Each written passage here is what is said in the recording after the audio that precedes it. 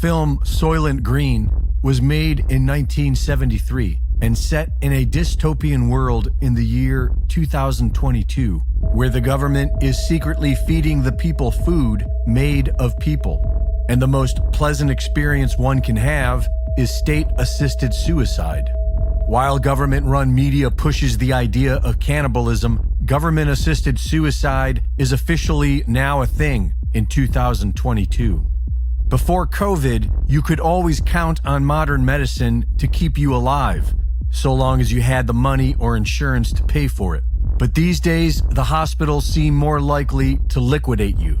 And in Canada, they will help you kill yourself, even if you don't really want to die. Amir Farsood has applied for medically assisted dying, known as MAID. He lives in constant agony due to a back injury, but has started the process for end of life because his rooming house is up for sale and he can't find anywhere else to live that he can afford.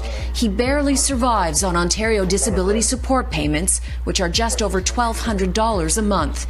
He doesn't want to die, but being homeless is not an option. I know in my present health condition I wouldn't survive it anyway. Farsood meets the criteria for MAID: physical suffering due to disability that cannot be relieved. His doctor, who knows Farsood's real reason for MAID is his fear of being homeless, signed off on the application in August. Farsood needs a second to do the same. There's a 90-day waiting period. He believes he could potentially access MAID in about a month. I don't wish to be dead. Even with the pain, even with the meds, I still want to be here. According to the Canadian government, they are getting several requests for suicide from children, who they refer to as mature minors, and they are seeking to amend the laws so that these children can be euthanized without their parents' consent. There are posts on social media that suggest this might be true, which shouldn't surprise anyone. The quality of life for Canadians is at an all-time low, and the motive for helping Canadians kill themselves is allegedly to save the government money. They have saved $90 million.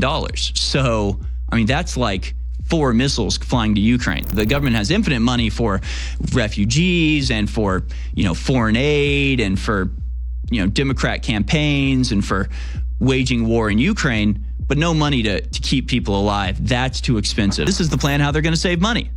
Sure, they're going to welcome in a couple million foreigners every year, put them on the free healthcare ticket.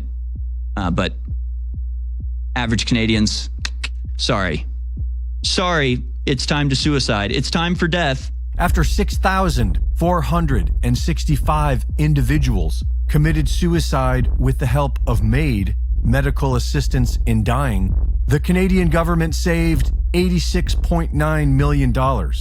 About $13,000 per person. That's what an individual's life is worth today in Canada. The economists running Canada concluded that the savings from MAID are so far negligible, but the suicide program should continue. I mean, bullets don't cost that much. I mean, we could really be ramping this up. Maybe you could have people pay tickets. Like maybe this is a solution. Maybe in Canada, you pay like $10,000 and you get to kill somebody. This is the predictable outcome of big government. When unnecessary jobs are created and given to lazy idiots, then economists and bureaucrats inevitably sort everything out. And they only see us as a resource, which turns civilization into a meat factory. Reporting for InfoWars, this is Greg Reese.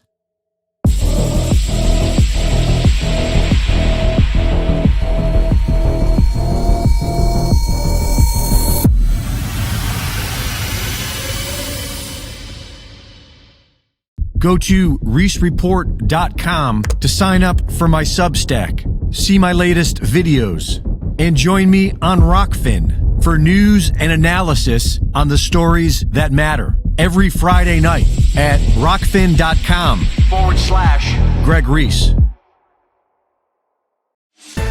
The best-selling book in America last week was The Great Reset and the War for the Worlds, written by Alex Jones.